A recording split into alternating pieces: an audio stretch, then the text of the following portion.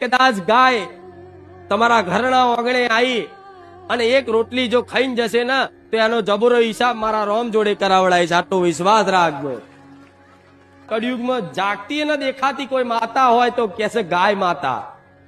શું સાક્ષાત પ્રગટમાં દેખાવનારી જો કોઈ માતા હોય, જેમ કે મેરડીમાં દેખાતા નથી, બહુચરમાં દેખાતા નથી, કોઈ દેવી શક્તિ દેખાતી નથી, એ સૂક્ષ્મ રીતે છે, બરોબર. પણ આવા કાળા કળિયુગમાં એક જાગતી જ્યોત દેખાતી પ્રગટમાં દેખાતી કોઈ શક્તિ હોય, દેવી શક્તિ હોય તો એને શું કહેવાય છે? ગાય માતા. જે તમારા ઘરના આંગણે રોજ એક વખત એ માતા ઓટો મારીને જાય છે ને.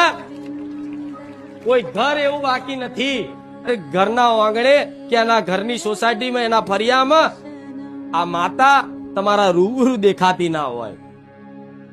પણ જો એ ઘેર કદાચ એ ગાય માતાના માતા તરીકે, ભલે દેખાવમાં તો એક જાનવર છે, દુનિયાના જાનવરની દ્રષ્ટિથી જોવે છે, પણ એની અંતર એના દરેક જાણે છે. શાસ્ત્રો આવું કે છે, પુરાણો આવું કે છે કે ગાયની અંદર 33 કોટી દેવી દેવતાઓનો વાસ હોય છે. જાણો છો ને કે ગાય માતાની અંદર 33 કોટી દેવી દેવતાઓનો વાસ હોય છે. તો કદાચ 33 કોટી દેવી દેવતાઓમાં હું માતા આવી જાઉં કે નહીં? તમારી ચામુંડા આવી જાય કે નહીં? તમારી મહાકાળી આવી જાય કે નહીં?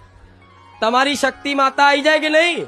તમારી ખોડિયાર માતા, તમારી ઉમિયા માતા, તમારી હિંગળાજ માતા, તમારી આશાપુરા માતા, તમારી હરસિદ્ધિ માતા, તમારી બધી માતાઓ આ 33 કોટી દેવી દેવતાઓમાં સમાવેશ થાય છે. તો કદાચ એ જ ગાય માતાને એક રોટલી ખવડાવો તો 33 કોટી દેવી દેવતાઓમાંથી તમારી હરસિદ્ધિ ને તમારી ચામુંડ માતાને કદાચ પેટમાં ટાળક ના થાય? તમારી માતાને પ્રસન્નતા ના થાય? તમારી માતાની જે ભૂખ છે પ્રેમની, ભક્તિની, એ પૂરી ના થાય?